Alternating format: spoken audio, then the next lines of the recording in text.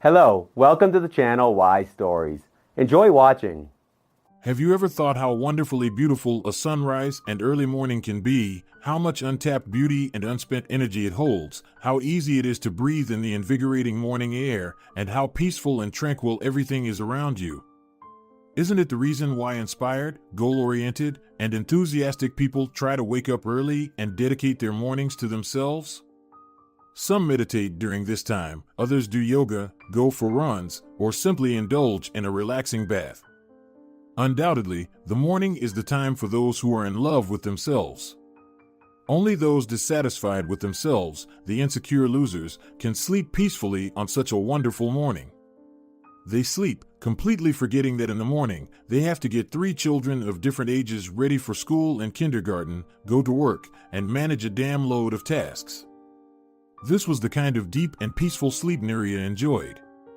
She was a fairly young and still quite attractive 35-year-old woman, a mother of 3 children whom she raised on her own. Yesterday had been epic, as her eldest daughter would describe it. At 17, Anna seemed to know everything about life and had no desire to stand out. However, even yesterday, she added a couple of gray hairs to her mother's head. Anna's teacher called around 10 in the morning and asked Nuria to come to school because Anna had done something terrible. What? What can a senior student do a month before graduation? Nuria wondered as she was going through the city on public transport. Couldn't she wait until graduation? It turned out that one girl in the class had been mercilessly bullied for a long time. Anna, who had neither friends nor enemies, had not bullied him, nor had she rushed to defend her classmate. The fittest will survive was the law of nature. However, today, the calm Anna calmly poured a plate of soup over a classmate's head. She did without emotion and not for the camera, so any stupid challenge could be confidently ruled out. Revenge was also out of place, as the girl had not conflicted with her classmates, and she didn't even communicate with this wealthy guy. Nevertheless, a plate of soup was poured onto the neatly arranged hair of the most stylish boy in the class. Fortunately, the soup wasn't hot. And his father is a big shot in the administration, the teacher whispered almost confidentially. Did you find out why she did it? Nuria couldn't believe that Anna could be involved in any conflict. Among all the children, she was the most reasonable, if not downright cold-blooded, realist to the bone, and yet she had pulled off such a stunt. She's silent, and the other kids mostly keep quiet or say she was in the wrong. I want to talk to her. Nuria was sure her daughter didn't do this without a reason. Anna, what did this boy do? The woman decided to take her child's side right away. Nothing special, just spat on the plate.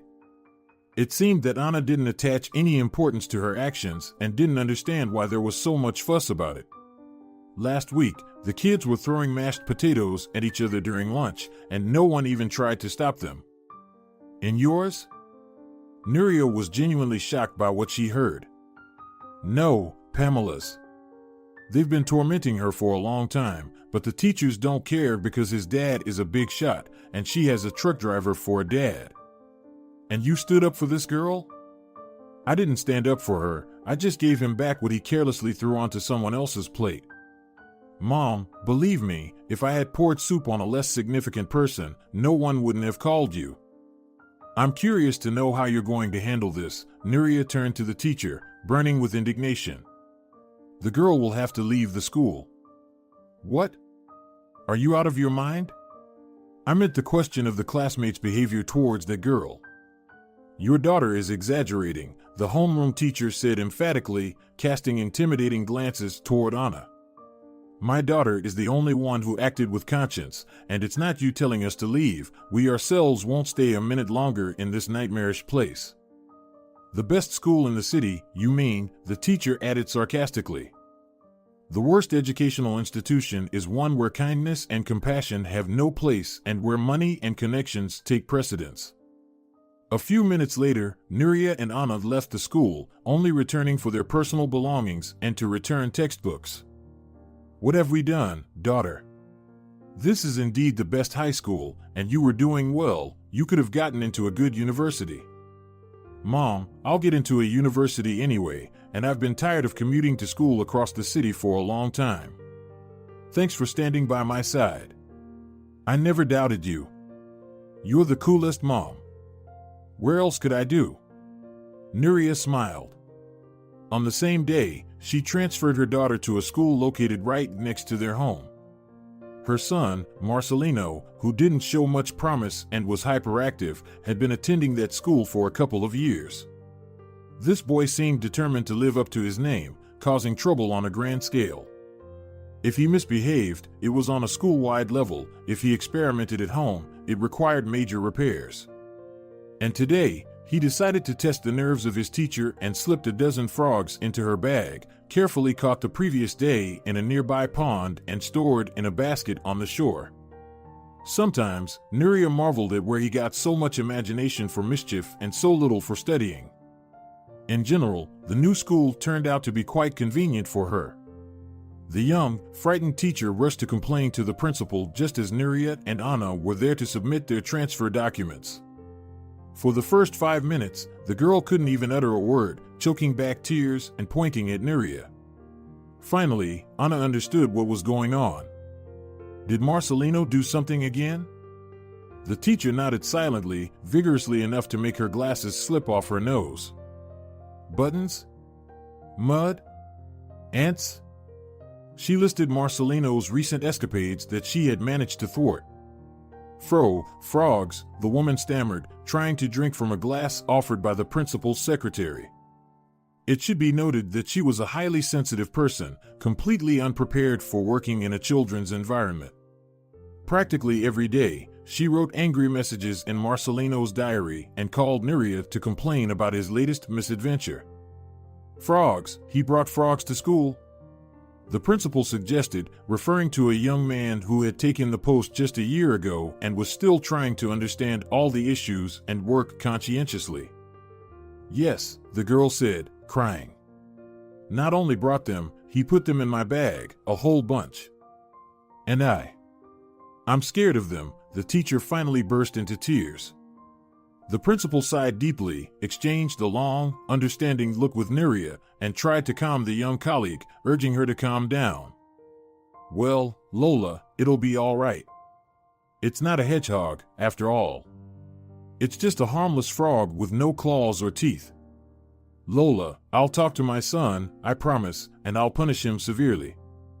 He'll apologize tomorrow, and there won't be anything like this again, Nuria lied, understanding that her son's cunning imagination would provide material for more such hysterics from the young Lola. And I'll supervise it. Anna decided to intervene since she was the only one with real power over her brother. She was the one who raised him and helped her mother when this chief was born, and he listened to her and understood without words. Nuria sometimes thought that he loved his sister more than his mother.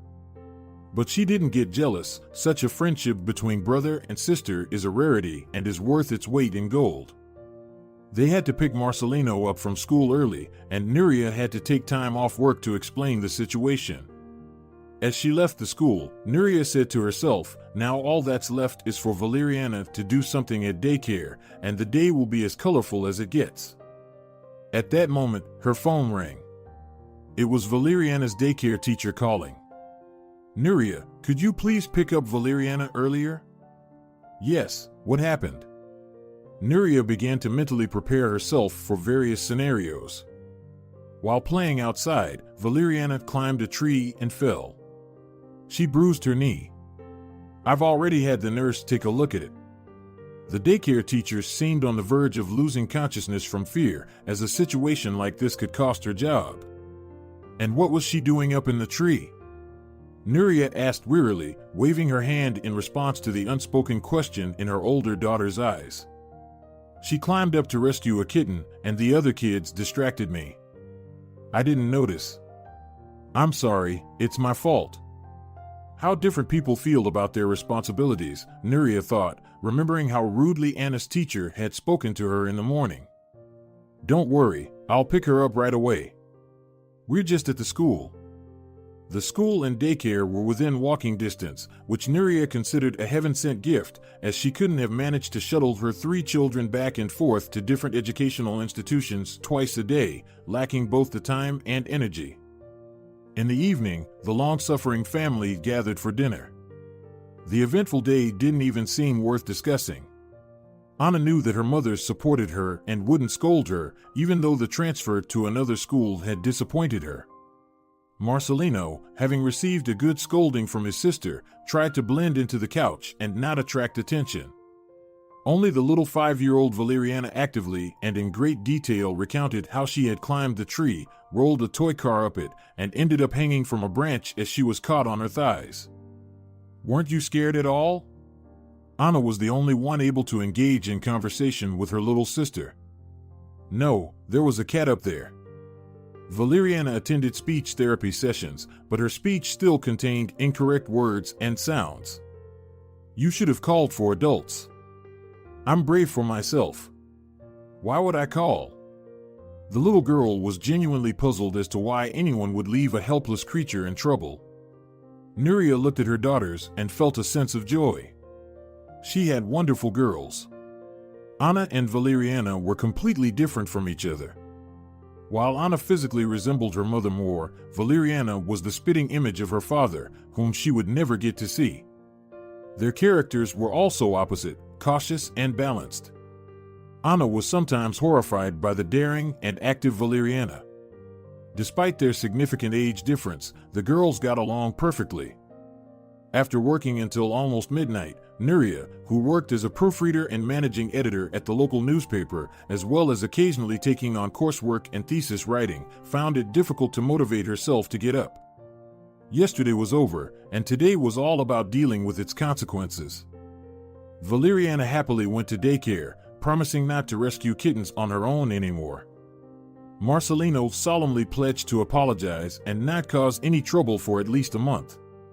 In the end, he agreed to a week, but it was clear he wouldn't last 3 days. Anna went to her old school to return her textbooks and retrieve her personal records. Afterward, she planned to visit the new school and check on Marcelino, who seemed genuinely delighted that his sister had transferred to his school. Now he had a protector against any misadventures. It was precisely today that Nuria overslept and was running late. A second day of absence from work wouldn't be forgiven. So her boss was already getting nervous every time she asked for time off or a sick day. Hastily getting her youngest ready and securing a promise from her eldest to take her brother to school, Nuria rushed to the bus stop, and to say she was running late would be an understatement. Not only did the entire family manage to oversleep, but they also seemed to be moving extraordinarily slowly, at least that's how it felt to Nuria. By the time her entire family was out of the house, she had only 10 minutes left to reach her workplace. Even in their small town, getting there in such a short time was only possible if you lived in the neighboring block. For some reason, it was precisely at this moment that Nuria remembered her husband. Pablo was the only man in her life, and he was so perfect that Nuria constantly felt not worth enough next to him. He was tall and handsome, and she was short and plain. His blue eyes and magnificent chestnut hair drove more than a dozen girls crazy, while Nuria hardly caught the eye of a couple of guys. They were different in every way, yet they were together. Nuria was studying journalism at the Pedagogical University, while Pablo was majoring in foreign languages and preparing to dedicate his life to a career as a translator, traveling to different cities and countries. He had started mountaineering during his student years, and this passion consumed him to the point where Nuria was often scared. Throughout the school year, he worked as an industrial climber, hanging advertising banners on tall buildings, and during vacations, he embarked on expeditions to conquer mountain peaks, bringing back the somber news each time another one fell. Amazingly, the loss of friends did not deter him from his hobby. On the contrary, he learned from their mistakes and prepared more thoroughly for the next trip. They met at a college party celebrating the beginning of the studies of freshmen who had already turned into real students. Nuria was only 16 at the time and was immensely proud of becoming an adult, even though she was younger than the other students. Despite her pride, she looked barely 12, and Pablo approached her as if to escort this seemingly out-of-place child home from the inappropriate gathering. However, to spare the girl's feelings, he decided not to mention it. He introduced himself and suggested they step outside of the noisy and stuffy room. As they talked, they walked to Nuria's house, and Pablo finally explained the reason for approaching her. Nuria, who was overjoyed that such a handsome guy had taken an interest in her, instantly deflated. "I'm actually 16, and I'll be 17 in a couple of months. I'm a student too, you know, and I got in on my own," she said. "You're a smart girl. I'm sorry, but you really do look much younger. I thought someone had brought a little sister or a friend. But anyway, you're still a bit too young for these gatherings." Pablo noticed that he had disappointed the girl. "But aren't you much older?" "Not really. I'm 19, and I'm in my third year." "Well, you're practically an old man," Nuria teased, smiling. In the morning, the young man came to escort her to class. A connection that seemed impossible to make had been established, and it grew into strong mutual feelings that eventually led to the birth of Anna 2 years later. Nuria, still a child herself, struggled with her new role. Fortunately, grandmothers, friends, and even Pablo's friends helped out. With great effort, she managed to excel in university and secure a good job at the local newspaper, with the potential for career advancement. By the time Anna turned 8, she started asking for a little brother, and her parents couldn't find any arguments against it. That's how Marcelino appeared. It's worth noting that even after this addition to their family, the couple didn't find time to get married.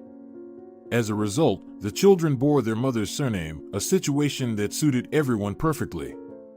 Both Nuria and Pablo were raised by single mothers, as their fathers were not ready for family life. Nuria's father succumbed to alcoholism, and Pablo's father left his family for a young secretary. Both had a biased view of marriage, believing that feelings were far more important than marriage. Pablo's planned career as a translator didn't materialize, but he found his calling as a coach. Athletic, handsome, and with a sense of humor, he attracted a line of people eager to receive individual training. Yet he only had eyes for Nuria.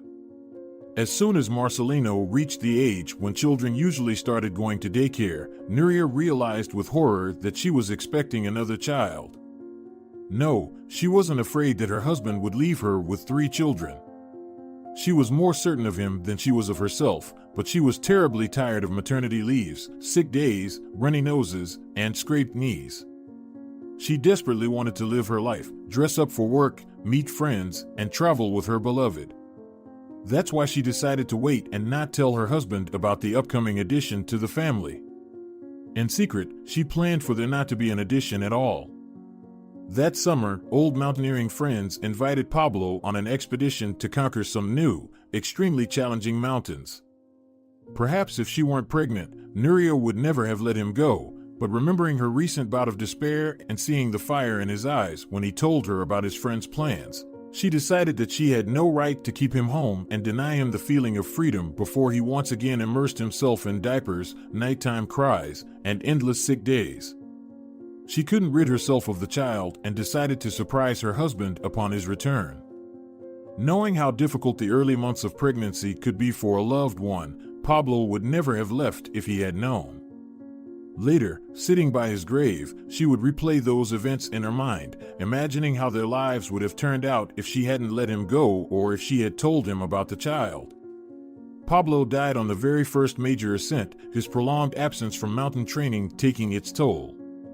He mistook his condition for a cold. He didn't say a word to the medic. And when he fell, barely avoiding tumbling into an abyss, it was clear to everyone that they couldn't lower him below the critical point in time. Valeriana was born without her father.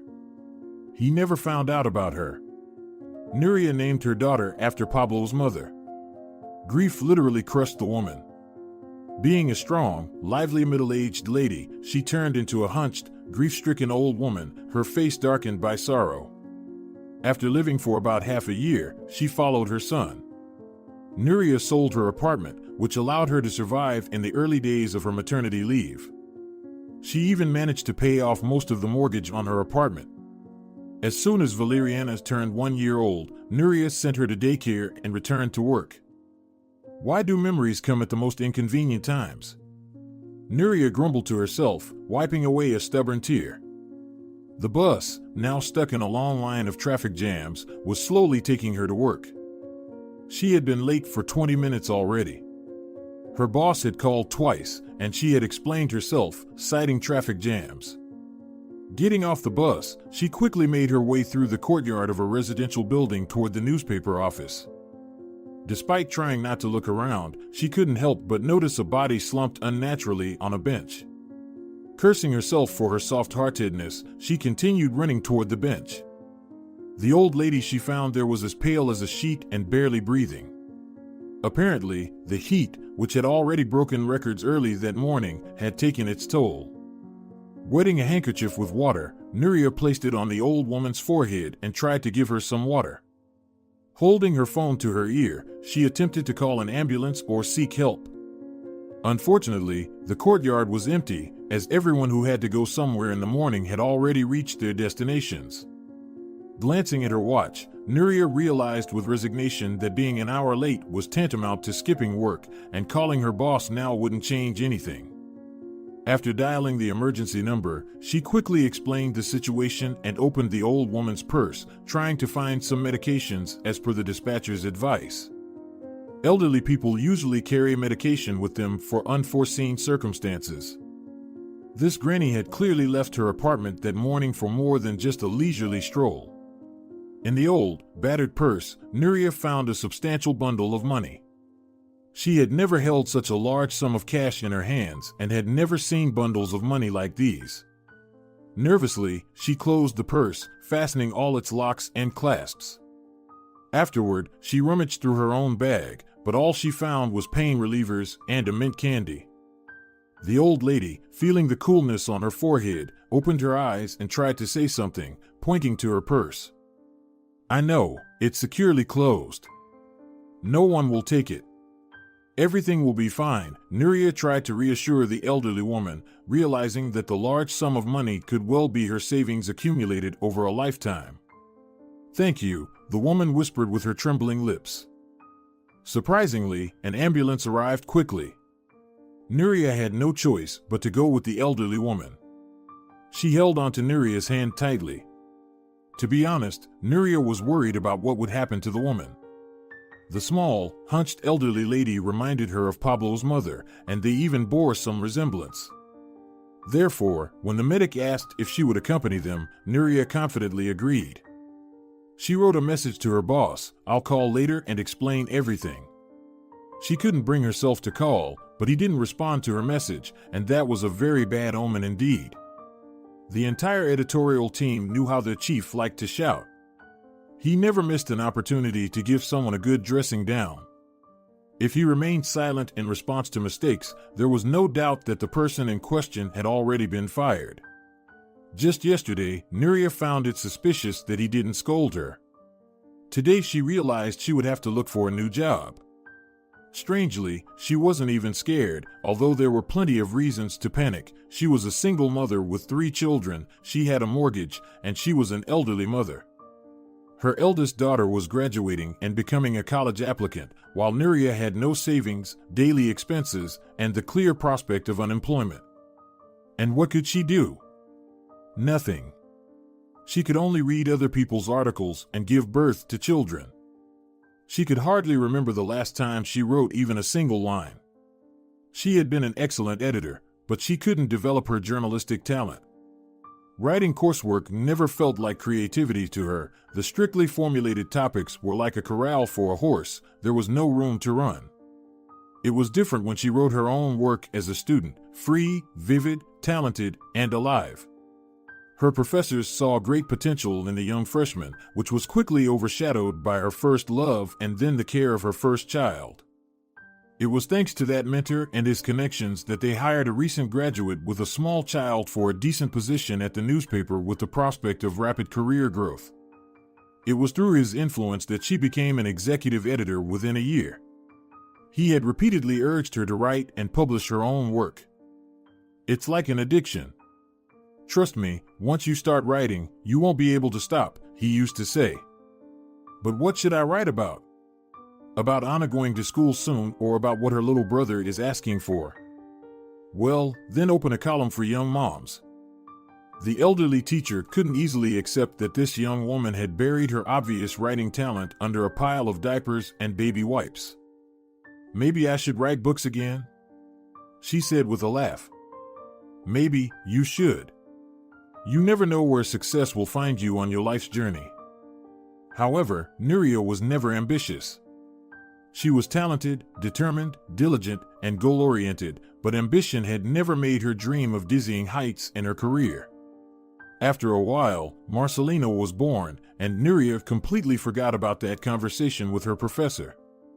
Although he tried to spur her on with new ideas at first, he eventually gave up. You can't drag someone towards success when they're digging in their heels, he told her, but his words had no effect. Fortunately, she was hired without too many questions when she returned after a long maternity leave and her husband's death. At first, they didn't nitpick about her, understanding how difficult it was for her to be left alone with young children. However, her boss's patience lasted only a year. Often, Nuria had to leave sick little ones with her elderly mother or her older daughter. Anna was a real pro at childcare from a young age. She could cook porridge, change diapers, and administer the necessary medicines. I asked for a little brother or sister myself. What can I do now? She would smile when, instead of extracurricular activities, she had to treat Valeriana's or Marcelino's runny noses. Their daughter took the best from both parents. She was smart and talented, a bit of a risk-taker like her father. She looked more like her mother, but Nuria knew her little girl would find her own way. The elderly woman was sent to the intensive care unit with suspected heart problems. After calling her older daughter, Nuria waited to hear what the doctor would say. The woman might need some items or medication, but there was no way to contact her relatives. She didn't have a phone with her. They could have gone to the house where the elderly woman had fallen ill and asked about her, but that was unlikely to help. The house was next to the office building, right next to the newspaper's headquarters. Nuria stubbornly tried not to think about work, calculating how long their money would last and whom she could borrow from. After half an hour, the doctor came out with good news. It wasn't a heart attack, it was just exhaustion together with the heat, so it had caused a spike in her blood pressure. They planned to keep her under observation until the evening and then send her home. You can visit your mom if you want. Just put on a gown and shoe covers. Talk to the nurse at the station, the doctor said. Nuria didn't bother to mention that she didn't even know the woman's name. Walking into the hospital room, she saw the woman sleeping. Nuria decided not to wake her, considering the stress she had endured today. However, after a couple of minutes, the woman opened her eyes and asked, "Did you save me?" "You could say that. I just called an ambulance. You could have walked by, made it to work on time, and gotten a good scolding from your boss. But there wouldn't have been any problems," the elderly woman said quietly. Nuria shivered at these words. "How did you know I was in a hurry to get to work? You're all young, always rushing to work. Half a lifetime at work. But when will you live? When will you raise your children? I have time now, but the taste for life is gone. I'd rather be working now and spending more time with my family in my youth. Please, tell me your name. Do you have any close relatives? They must be worried, I'm sure. I'm Ana Ramos, and there's no one to worry about me anymore." "There's no one left," the old woman said sadly. "I'm sorry." Nuria felt both awkward and lighthearted. If she hadn't stopped, the woman might have died. If she hadn't gone with her, the woman would be alone in the hospital room right now, and in the evening, she would have had to make her own way home. What if someone had taken the money from her purse? But now Nuria was with her, and work didn't matter. The person was more important. "Why are you apologizing? You didn't do anything wrong, did you?" The elderly woman genuinely wondered. "I'm apologizing because I reminded you of your loss. By the way, I have a daughter named Anna too. Yes, all that's left for me is my memory, and even that is failing me. I have to remind myself, or I'll become a vegetable." The old woman was quite spirited and didn't hold back her words. Here's your purse. I looked inside it, searching for medication. Nuria handed the woman her belongings. You really tied it up well, afraid things might fall out, the lady mumbled, undoing all the locks on the purse that Nuria had fastened, fearing she would take something out.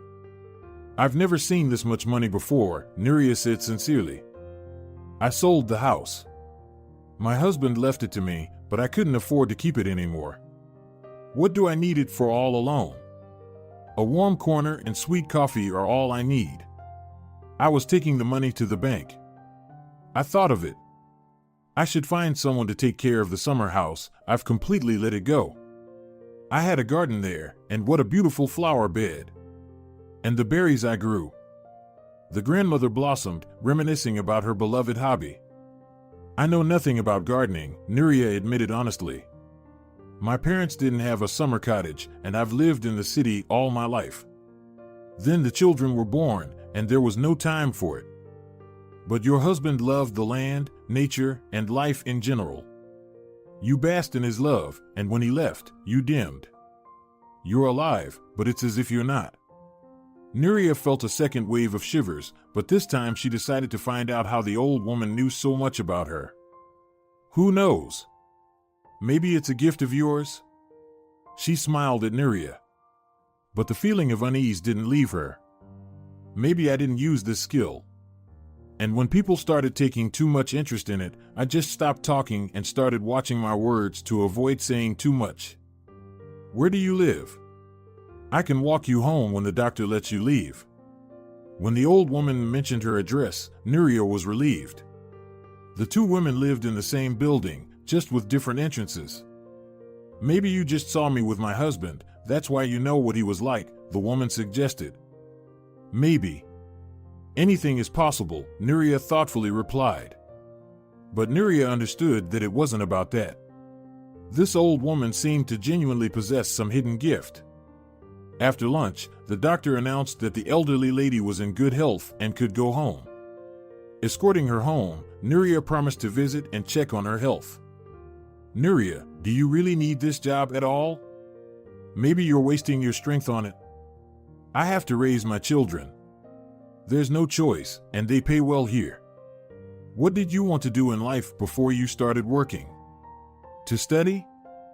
I can't even remember anymore. Nuria genuinely couldn't understand where the old woman was leading the conversation. Try to remember. Will this job really make everything okay for you? I doubt it. I keep taking days off. Yesterday, I got busy with the kids and left early. Today, I didn't show up at all. Did your boss get upset? That's the problem, he didn't. When he gets upset, there's a chance. But when he's silent, it's like you're already fired. He was holding his tongue today. He was just busy, it wasn't about you. He has his own troubles. How do you know? I told you, I don't know where it comes from. I just know that's it. The elderly woman reminded Nuria of Marcelino. He used to sulk in the same way when his mother couldn't understand the reasons behind some of his actions. I didn't mean to offend you, she smiled. Why don't I make you some coffee or prepare a meal for you? With these words, Nuria approached the fridge and discovered that it was empty. Anna, did you eat today or yesterday? I did. You're lying to me. All right, I didn't. You must feel weak from hunger. Let me go grab something. Nuria quickly went to the nearest store and bought a whole bag of groceries, trying to pick a variety since she didn't know what the woman might like. After preparing a quick lunch, Nuria fed the elderly woman and made her a fragrant cup of coffee. Oh, you even bought me some gingerbread cookies. I love them. Why didn't you buy them for yourself? I didn't have anything to spare. As I told you, it all went towards paying for the house and the cottage. I sold the house yesterday and went to the bank today. Why didn't you buy anything yesterday? I was too tired yesterday. Nuria was horrified and angry that elderly people were forced to suffer from hunger while receiving a meager income. Anna, I need to go now. My children will be coming home from school soon. I've prepared some soup for you. Will you be able to help yourself if you get hungry? Of course, I'm not helpless. The old lady seemed visibly livelier after the delicious meal. I put some gingerbread cookies in the cupboard, along with fruits and wafers. Why did you get all this food? Take it with you. I didn't know what you liked, so I took a little of everything. I'll come by tomorrow. Here, take it, the woman said, handing Nuria a bundle of bills, half of what was in her purse.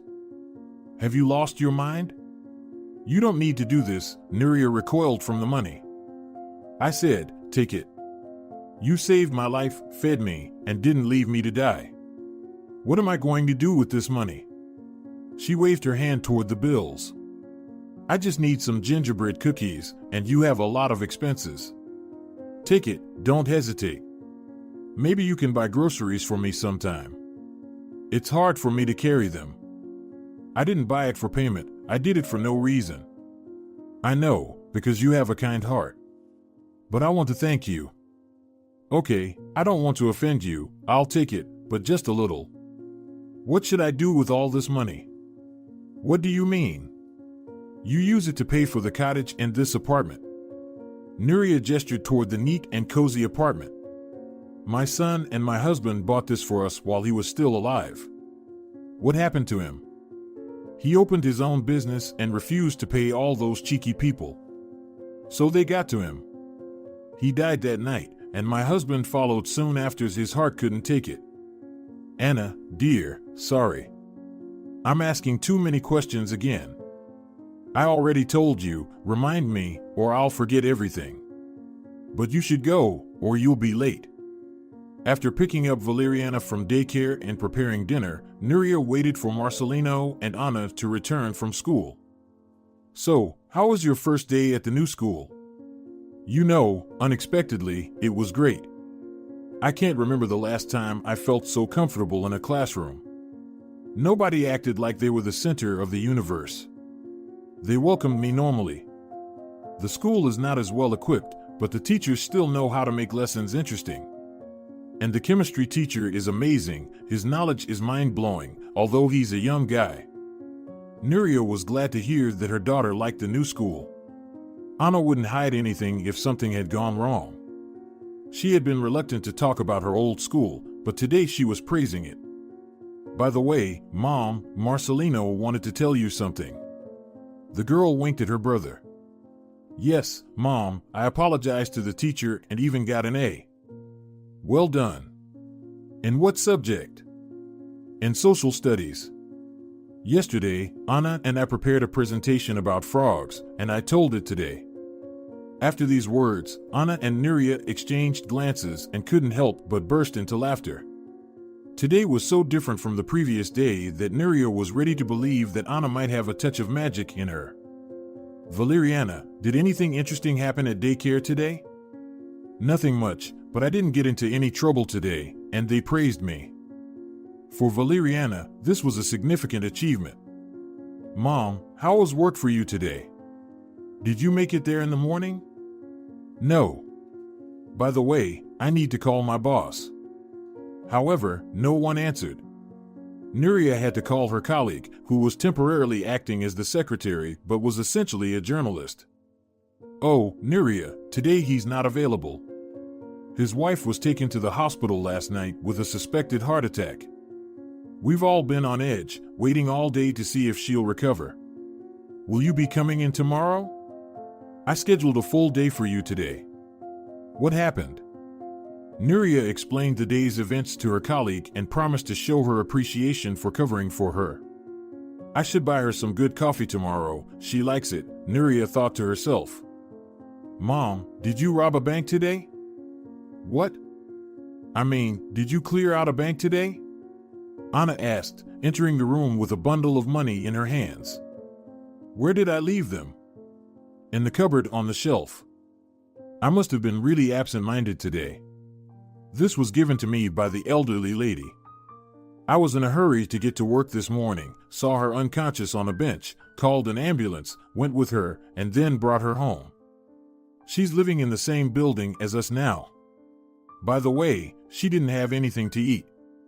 So I bought groceries, cooked for her, and fed her. That's how she thanked me." With each sentence, her daughter's eyes widened. "Well, she had nothing to eat, and she thanked you with a wad of cash." "I get it, Mom. Did you see the bills?" She even wanted to give me more, but I refused. "Mom, we need to take the money back." "What if she changes her mind and reports you?" "You think so?" Nuria herself began to doubt her actions. That old lady was a bit strange, to be honest. "Come on, let's go quickly. Marcelino, keep an eye on your sister, Mom, and I need to step out for a moment." Nuria, not fully grasping why it hadn't occurred to her that the old lady might not have been in her right mind, obediently followed her daughter. Unexpectedly, Anna opened the apartment door before they had a chance to knock. What's wrong with people? No one trusts anyone these days. Why did you accuse your mom? I just gave her the money. I won't go complaining about her anywhere. The frail old woman literally stunned Anna with her objections. I didn't have a chance to warn you. She has some abilities. Nuria looked at her daughter with a smile. Well, yes, it's just a minor detail. Honestly, it seemed like Anna was about to turn around and leave the apartment. However, with a confident stride, she moved forward. Well, tell me.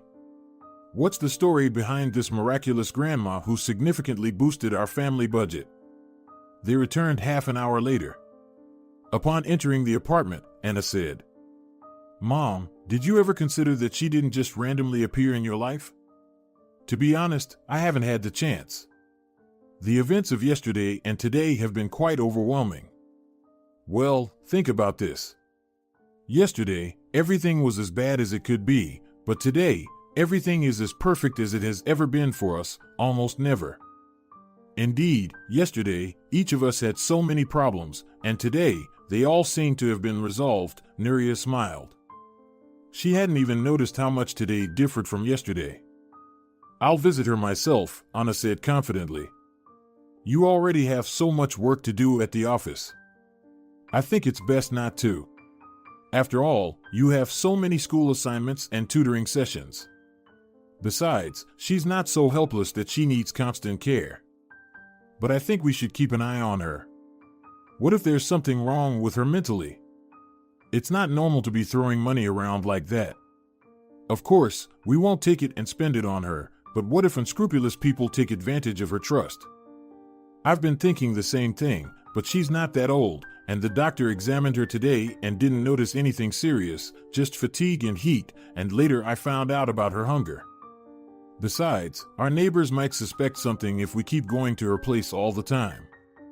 You know, it's also strange that we've been living in this apartment for so long but have never seen her. The grannies are always sitting by the entrance, and I know most of their faces, but I've never seen her, that's for sure. I have a good memory for faces. You're right. Maybe she moved here recently? Did she mention it? No, but I didn't ask. She said her son gave her the apartment before he died. Judging by what she said, she's been living in this apartment for at least 30 years. You understand, not just a day or a week, but 30 years. Yeah, it's all very strange. Anna went to make some coffee. She and her mother had a tradition of discussing important matters over a cup of aromatic coffee with a waffle. I'll visit her after work tomorrow, tidy everything up, and cook something for her. The miracles in Nuria's family didn't end there. The very next day, they received a letter from the university where Nuria and Pablo had studied. Anna had participated in some competitions organized by the university and won.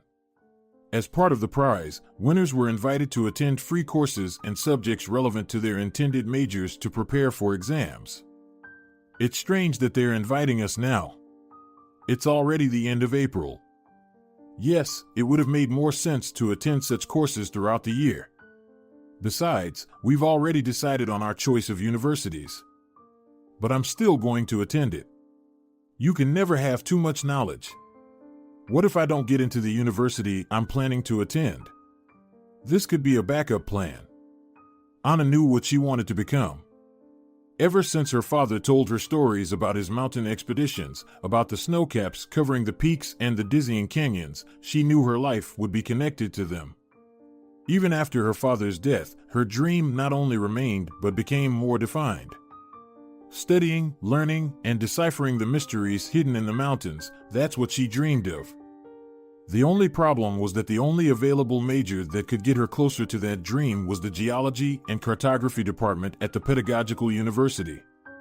While her mother was hoping she would become a famous writer or journalist, Anna pursued other fields of study. In reality, there weren't many opportunities in their city for prospective students. Anna never even dreamed of leaving her mother alone with 2 young children. It was a shame even to think about it. In middle school, Anna and her classmates went on a field trip to a nature reserve in a mountainous region. That day, she fell head over heels in love. How could anyone spend entire days in stuffy offices when such beauty existed in the world? How could you call anything beautiful if you'd never seen a mountain sunrise after a rainfall the day before? The day before, the tour guide who showed them all the sites briefly mentioned where he had graduated from. His work was indirectly related to his primary education. Now that Anna had almost graduated from school and was about to enter a university, she began to doubt her decision. She faced a difficult choice: to leave her mother and study at one of the country's largest mountain institutes in the big city, or stay in her hometown and become a geologist, cartographer, or a geography teacher, professions indirectly, if not theoretically, related to mountains. Time was running out. The graduation and entrance exams were approaching, and doubts still plagued her. 2 years ago, she had decided which subjects she needed to be well prepared for. Now, she had no doubts about her knowledge, and even transferring from one school to another just before the last bell didn't bother her much. Anna knew for sure that changing schools was the least of her worries after the conflict with a classmate. Leaving the class where she had studied was not scary. There were many students at the elite school whose parents held prominent positions in the city. One of her father's clients helped Anna get into that school. She excelled academically, although she showed no interest in active school life. School parliament, staged events, and things like that didn't interest her. She read a lot and attempted to write short essays, but she didn't like to showcase her interests. Furthermore, she inherited an amazing ability from her father to easily learn languages. She and her father completed the school curriculum in just a couple of years, and Anna actively continued to develop her language skills by finding pen pals from other countries, significantly improving her proficiency.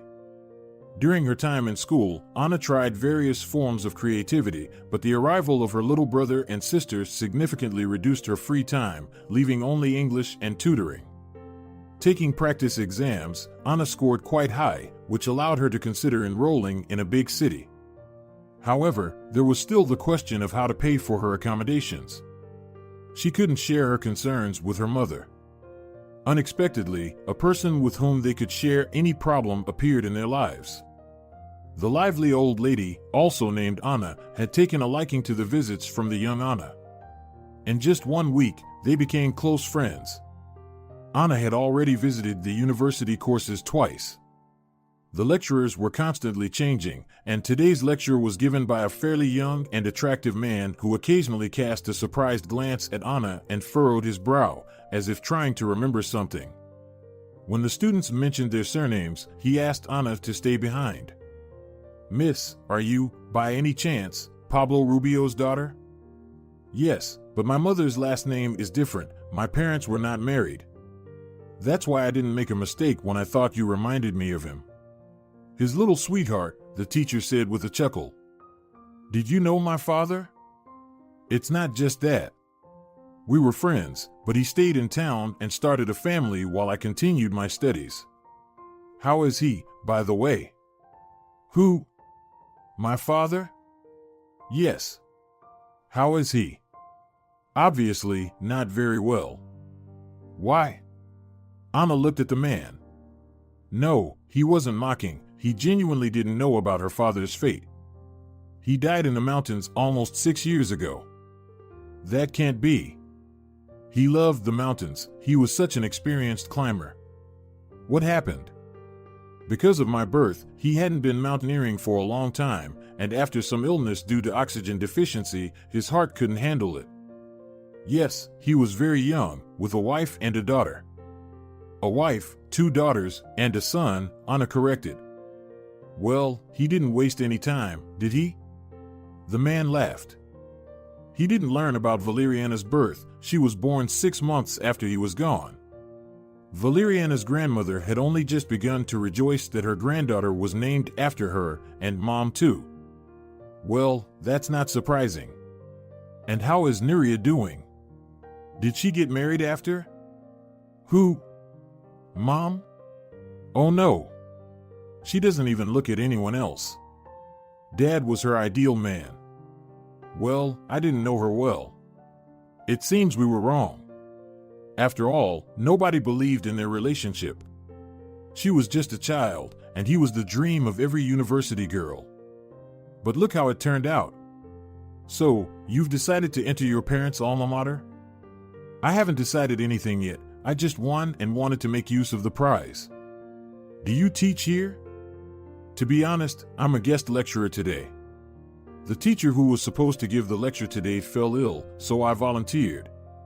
What do you teach? The history of the English language, language dialects, and obsolete or extinct languages. I also love English, but I want to study mining and mountains.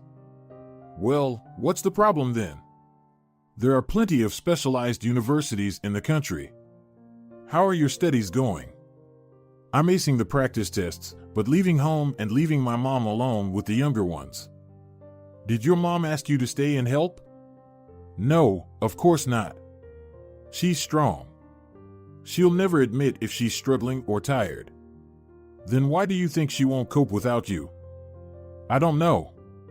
The girl suddenly felt like she wanted to share her doubts with this man, who was connected to her father, someone she could trust with any secret, someone she could turn to with any problem. Tell her everything. Choosing a profession is one of the most important decisions in your life. Remember this, a mistake can cost you dearly, much more than realizing you're in the wrong field after investing your effort, resources, and time. But what if I'm not even sure if it's really what I want? What if I'm just seeing my future profession through my father's eyes? What if it was he who truly loved the mountains and was willing to dedicate his life to them? I can't help you with that, the man said. But I can offer advice. If you choose a foreign language, it's a lifelong commitment. Take my business card, call me if you decide to, and even if you don't, still call me. I'd be happy to help the daughter of an old friend. Where do you work? Anna asked as she stood in the doorway. Do you have any ideas? The man smiled mysteriously, nodding towards the business card in Anna's hand. Estanislo Aguilar, specialist in the history of the English language.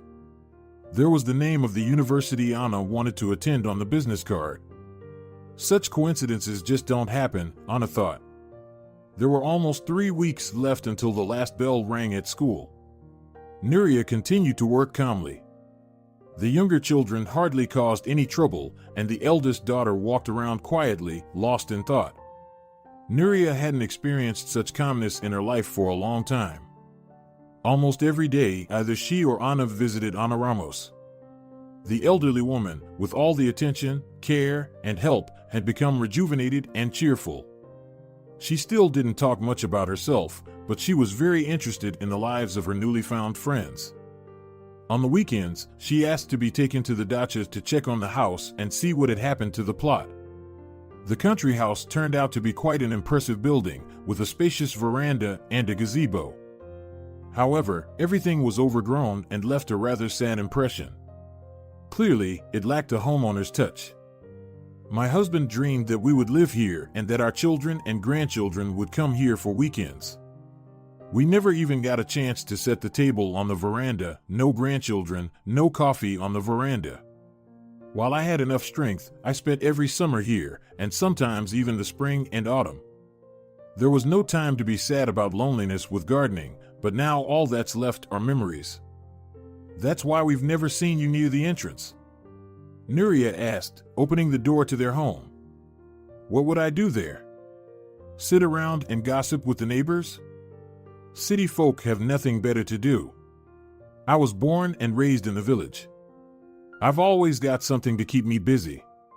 I managed this summer house on my own until I was 75. Mother and daughter exchanged glances and simultaneously asked, "How old are you, then?" "Approaching 100, I'm 95. "Wait, you don't look a day over 70. "Well, what can I say? That's how I've managed to be young," the old woman said with a satisfied smile, pleased with the impression she was making. "I was quick and pretty in my youth, and I got married early, at 17. "Why?" Anna genuinely didn't understand why some girls rush into marriage straight from school. "What else could I do? There was nowhere to study, and it was hard for my father to feed us. So, I got married and started working. Thank God, I got a good, kind, hard-working husband. We didn't have children for a long time. One day I had a dream that I would find my own son with another woman, along with a gift." "What gift?" "This gift, for God's sake, is the ability to read thoughts and to know about people's pasts. I didn't need it, but nobody asked me." "What do you mean he was another woman's son?"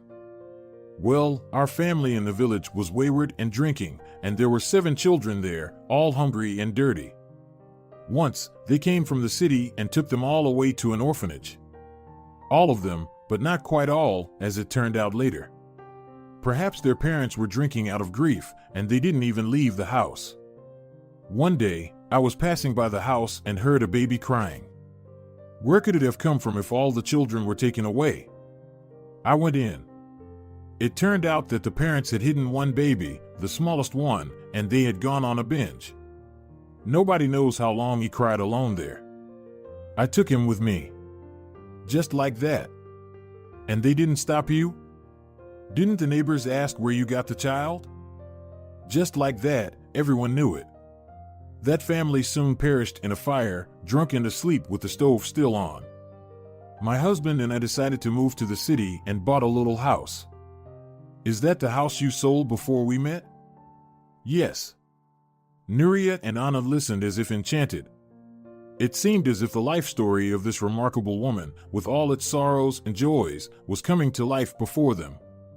Even the younger children stopped running around the house and poking into every corner. They became curious to hear more from their grandmother. That's how I became a mother. We couldn't get enough of our son. He grew up so well, tall, handsome, and smart. You wouldn't believe he was born into a family with drinking problems. After school, he got into college and became one of the top students. He didn't want to get married because he was dreaming of starting his own business. He and his friend managed to open a legal firm, but then local thugs started bothering them.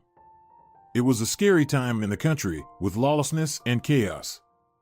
They offered my boy money to leave him alone, but he refused. That's when he was taken from us. Did they find the criminals? Who would even look for them? Cases like that happened every day. You know how many of them there were. And our son had just started his life. He bought an apartment for us with his father. I'm so sorry for your loss. Losing a loved one is very frightening. You should know how it feels too. The old lady took Nuria's hand. But you still have children. They are your joy and support. You need to live for yourself, not carry such a heavy burden. Leave your job, you don't need it. I can't, Nuria smiled. Anna is going to college, and we haven't bought anything for her graduation yet. Don't worry about Anna. I'll give you the money.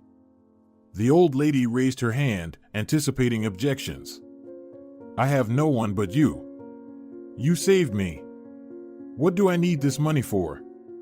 You can't take it with you to the other side. I have no one else to leave my inheritance to, just you.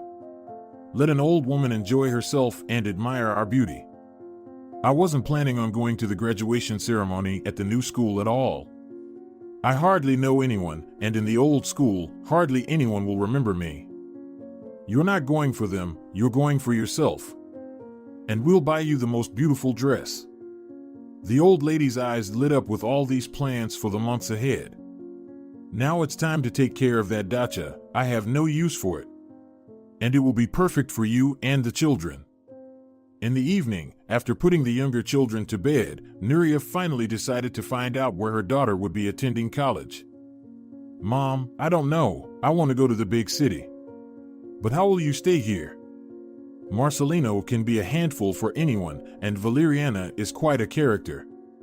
And now you have to look after Anna too. She's like a child. Daughter, I've already taken advantage of your kindness too often. I have no right to keep you by my side. If you've decided to go to college in another city, go for it. You're a good student. I'm sure you'll pass the exams without any problems. But have you firmly decided on foreign languages? You have such prospects in that field, and your writing is amazing. Finally, Anna decided to tell her mother about her acquaintance with her father's old friend. Nuria remembered Estanislo. He was indeed a friend of Pablo, a very serious, strict young man dedicated only to his studies. It was no wonder that his career was on the rise. She was pleased to learn that he also suggested that Anna choose foreign languages.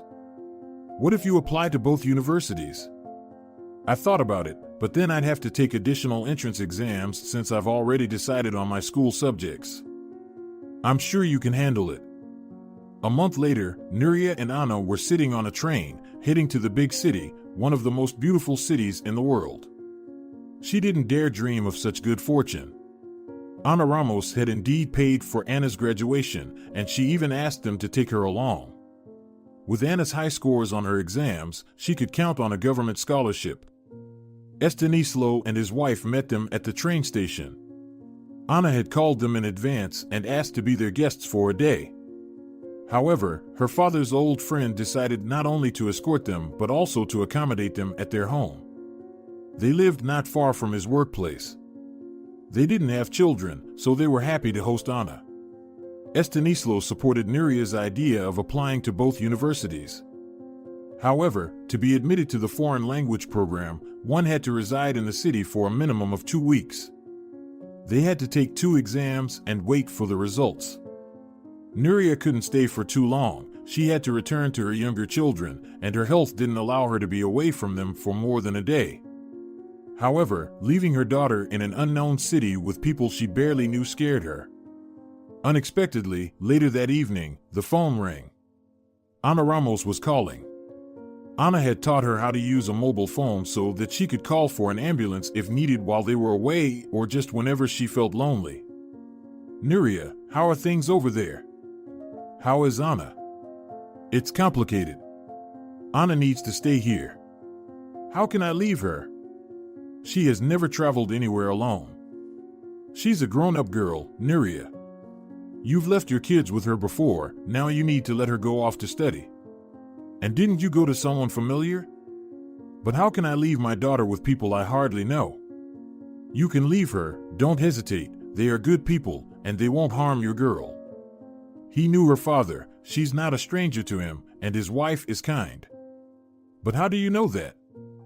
I know it all as well as I know that you were writing a book all night yesterday. The old lady held a dramatic pause. Or am I mistaken? You're not mistaken, I really felt like writing. It's hard to believe that something good can come out of it. It will, I know it. Well, if you're so sure, then I'm at ease. It's high time for you to start living for yourself. You're young, and some people are getting married and having their first child at your age, and you've already counted yourself as an old lady. I don't consider myself a wreck at my age, like you do. What are you talking about? About a man. It's time for you to get married again. Your kids are all grown up now, Ana is almost at the age to engage, and Marcelino will grow up soon. Kids grow up. Do you want to spend your whole life alone? Just like me, tending to the garden at my summer house. But you also weeded, planted a garden, and tended to the flower bed. Yes, because I had no choice. Widows weren't allowed to get married again back then. And it was a different time, men went astray, some drank, some died, and some went to jail. The good, hard-working ones were scarce, and they kept them close by. But I didn't take anyone away from their family. Now it's different.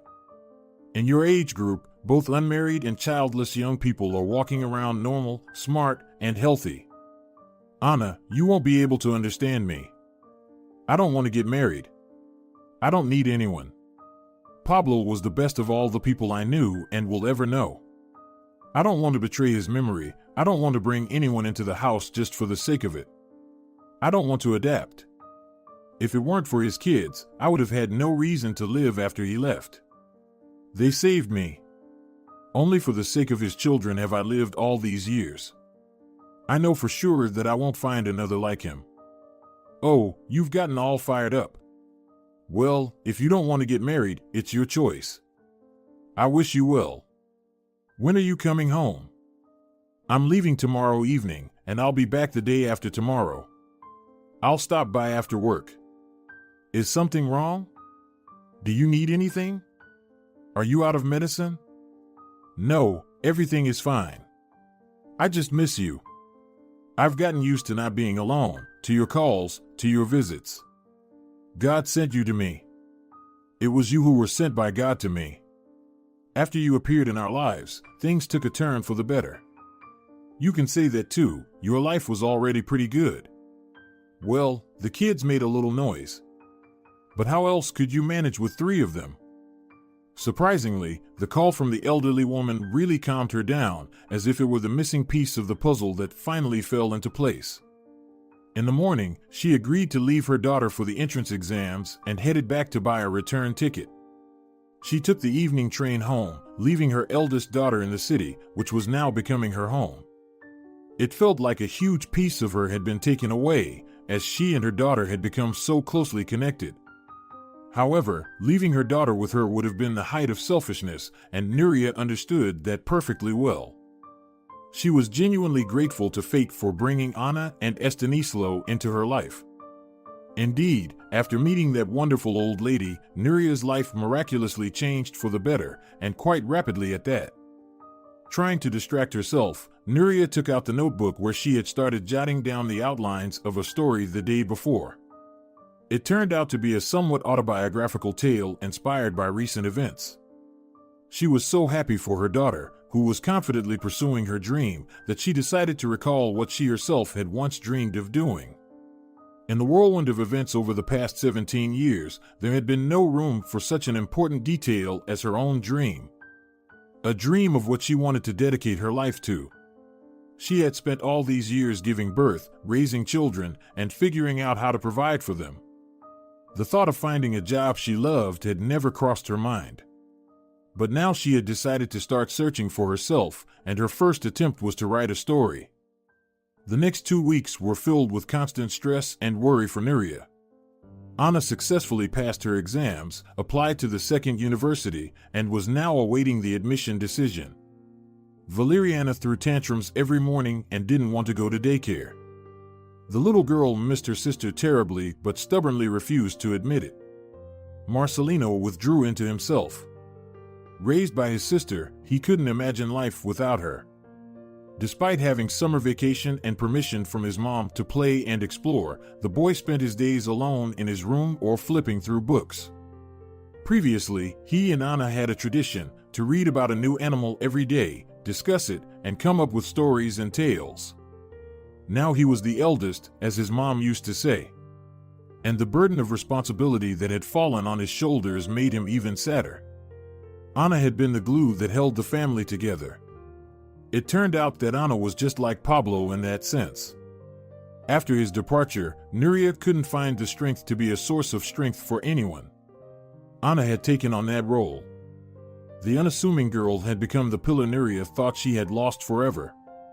Now, Nuria had to become the glue that held the family together, and she knew exactly how to do it. After stocking up on a pile of groceries and packing their things, Nuria decided to take the whole family to the summer house. This idea delighted the elderly owner of the summer house. Nuria was on vacation from work, so they could easily enjoy a break and tidy up the house. The woman decided to call her daughter. Anna's happy voice indicated that she was having a wonderful time. They were all taken to the dacha by taxi when it arrived while they were chatting. It's amazing how different summer is in the city compared to the countryside. The hot air, scorching roads, intense sun rays, unbearable heat, and humidity in the city give way to the cool shade of gardens, the gentle murmur of a river or stream, and the rustling of leaves swaying in the light breeze in the countryside. The house on the plot needed a thorough cleaning. A neighbor from the summer house area offered to mow the grass, which had grown almost waist-high by midsummer. By evening, Nuria had managed to get the house in order. Anna was busy making the most delicate and fragrant pancakes, and the whole company sat down on the veranda to have coffee. For this special occasion, Nuria set up a small table on the veranda where they all gathered. The pleasant scent of freshly mowed grass wafted from the lawn. Twilight was beginning to descend on the plot, shrouding objects and trees in a mysterious shadow. Somewhere nearby, a cricket started its evening song. In the mowed grass, cicadas chirped. In such a wonderful setting, all one wanted to do was sit and listen. "Mom, will we stay here for long?" Marcelino asked quietly, finishing his pancake. "I think for about a week or so." "Why?" "When will Anna come back?" "I miss her terribly."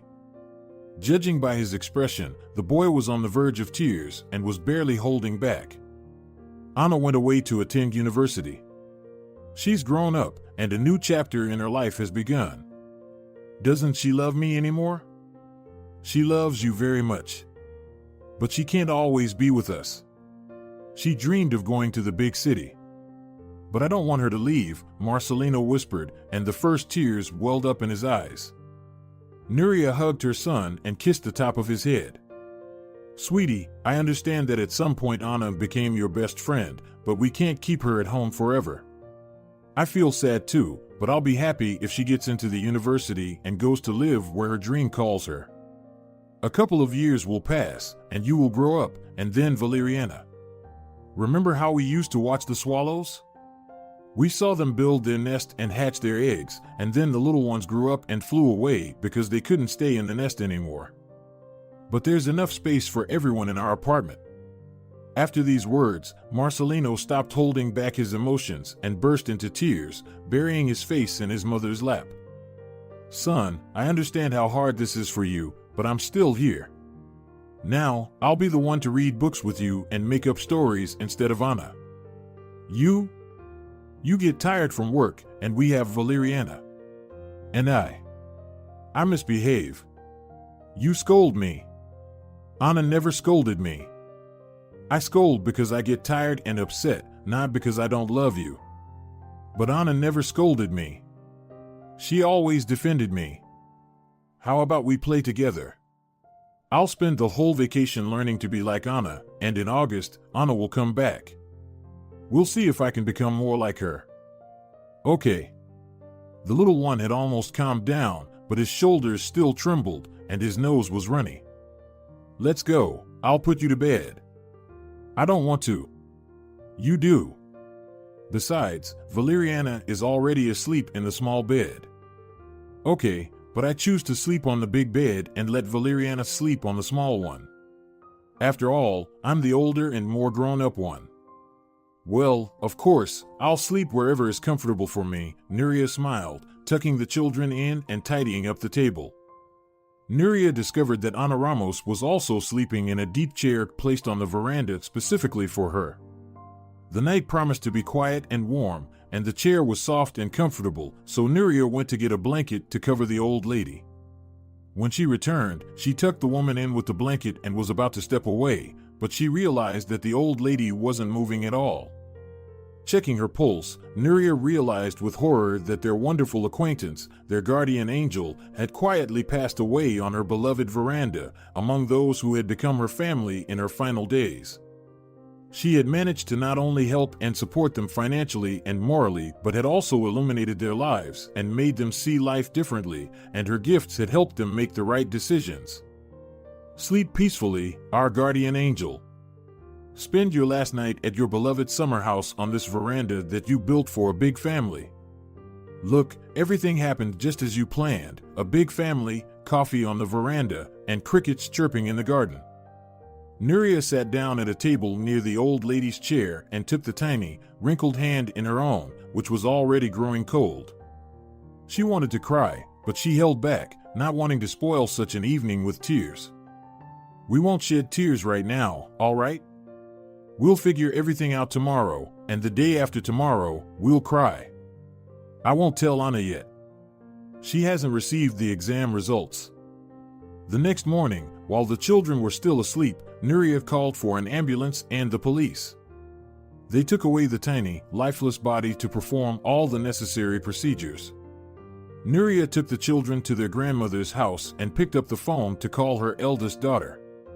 She knew she had no right to upset her daughter at this moment, but she couldn't avoid sharing such news. "Mom, what happened?" Her daughter's anxious voice caught Nuria off guard. She couldn't hold back her tears anymore. "Mom, is it Ana Ramos?" By her daughter's voice made it clear that she had understood everything. "When did it happen?" "Yesterday late in the evening, we were at the summer house. We're going to accompany her on her final journey tomorrow." "Don't come, you need to wait for the results." "Mom, I'll book a ticket and come right away. You can't handle this on your own." "Anna, I'll manage. You've already taken on too much responsibility for me in the past. Remember? I'm your mother, not the other way around. You have important things to do. Our kind-hearted angel will watch over us from above. Don't come until you've decided which path to take." For the first time in her life, Anna didn't object or argue. It was evident that she was crying too. The dear old lady, who always told them the truth, had become a part of their lives in just a couple of months. It was a shame that they had met her only now, but perhaps they had met her precisely when she was needed most. They say miracles don't happen, but meeting her was a true miracle. In the evening, after saying goodbye to Anna, Nuria decided to go into the late woman's apartment to try to find information about any relatives. They still had to resolve the issue of the apartment and the country house. During her lifetime, the woman often said that she had no relatives other than her husband and son, but there might have been some distant relatives. As she went through many photos, Nuria discovered an envelope. It was clear that it had been purchased and sealed recently. There was even a date on it, the day Nuria and Anna had left. The contents of the envelope reaffirmed to Nuria that this woman had come into her life for a reason. Inside the envelope were documents for the apartment and the country house, a letter, and gift deeds. One for Anna and the other for Valeriana. The letter contained just one sentence, "For our girl's future." While they were away, the old lady had contacted a notary and transferred her property to the people who had become her family, providing the care she had longed for in the last 30 years. For the next 9 days, out of habit, Nuria kept wanting to visit the old lady or call her to inquire about her health. Even Marcelino had been trying to hold himself together during these days and not cry about Anna's departure. Returning home in the evening after visiting the cemetery, Nuria called her daughter. "Yes, Mom." "What's up? What delightful surprise do you have for me today? I've been waiting for your call all day. Did you decide to keep me in suspense for a while?" "Mom, For the first time in her life, Anna didn't object or argue. It seemed like she couldn't find the right words. "It didn't work out?" her mother cautiously asked, understanding how difficult it was for her daughter to come to terms with the shattered hopes of studying in the most beautiful city. "No, Mom, I got accepted to both universities. I still can't believe it. Estanislo went with me to the mining university to confirm it, and he called the foreign languages department as well, and I passed there too. Well done, I never doubted you. You make me proud. Have you decided where you'll study?" "Yes, I submitted the original documents today." Anna remained silent, but Nuria didn't rush her. "I've decided that Dad's dream about the mountains is his dream. I've developed a love for them too, but I want to pursue a different field in my life. Besides, Dad also graduated in foreign languages, and Estanislo will be teaching there in some capacity." Nuria could hear the smile in her daughter's voice. And in the background, she heard a female voice. "That's right, Anna. Let him help. He convinced you to apply there. Let him see you through to graduation." After these words, they both laughed. It was clear that Anna was doing well in her new environment. Mom, I forgot to mention. They've assigned me a room in the dormitory. I'll be like a real student now. I think that's for the best. It will help you integrate into student life more quickly. Well, it looks like my mom is supporting me now, she said deliberately loudly for her mother. And then she explained to her mom. My foster family doesn't want to let me go. They say I won't be able to study in the dorm. Daughter, I can see that you've gotten along with them. Nuria was glad that her daughter had friends in an unfamiliar city who were ready to support her in difficult times. Of course, we've gotten along. I felt small and helpless again. You've never been small and helpless. I think you were born mature and thoughtful. Mom, how's Marcelino doing? I miss him so much. He's hanging in there. He was upset and cried at first, but after the funeral, he's trying to be more grown up. We read together and create stories, and the other day he was building something for Valeriana. Oh, he's quite the determined one. Tell him I'll be coming soon. What should I bring them as a gift? Yourself. He hasn't asked for anything for himself during the time you've been away. And Valeriana? Valeriana, like a true little girl, cries, gets sad, and acts capricious. We all miss you, you're our cornerstone, and without you, we can't come together as a family. Turns out it's hard to let go of children. Mom, at your age, some people get married and have their first child, and you're talking like an old lady. You just repeated exactly what Anna told me. No surprise, we've been on the same vibes since day one, and we're even namesakes. No way, new marriages and new children are definitely not in the cards for me. I have you, and your dad was here. I don't need anyone else, and I'm not even thinking about new relationships. I'll be waiting for you to introduce me to your better half. That evening, Nuria couldn't sleep. She remembered the past years, which had flown by unexpectedly fast, and the last few months, which had been more eventful than some entire years of her life. Suddenly, the day before, she had met the mysterious old woman. On that day, it seemed like all the troubles that life could bring had fallen on her head. Problems had woven themselves into such a tight knot that she couldn't see a way to unravel it, yet the very next day, as if by the wave of a magic wand, everything fell into place. So she spent the entire night lost in thought and memories. Outside, dawn was breaking. How much beauty and untapped energy lie in the awakening world. How easy it was to breathe the invigorating morning air. Everything around me was so quiet, peaceful, and serene. Perhaps that's why inspired, purpose-driven, and enthusiastic people try to wake up early and devote their morning hours to themselves, measured, unhurried, and filled with a special charm. Nuria had no intention of meditating or going for a run. Taking out her notebook, she began to write a new chapter of her book. If you're enjoying it as well, leave a like and subscribe.